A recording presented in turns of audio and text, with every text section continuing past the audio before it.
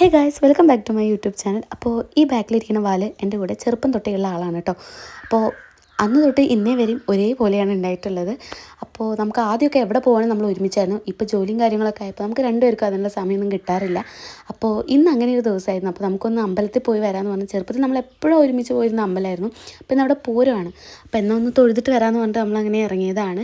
ഇനി രണ്ടുപേരും കൂടെ ഉണ്ട്. അതിലൊരാൾക്ക് ലീവില്ല.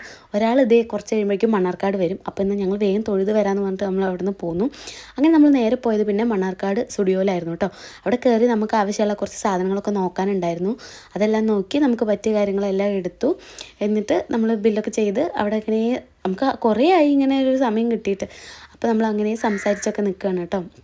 എന്നിട്ട് നമ്മൾ അവിടുന്ന് ഇതെല്ലാം കഴിഞ്ഞു. അതിന് ശേഷം ഫുഡ് കഴിക്കാമെന്ന് പറഞ്ഞിട്ട് നമ്മൾ പോയത് അച്ചായൻസ് റെസ്റ്റോറൻറ്റിലായിരുന്നു കേട്ടോ.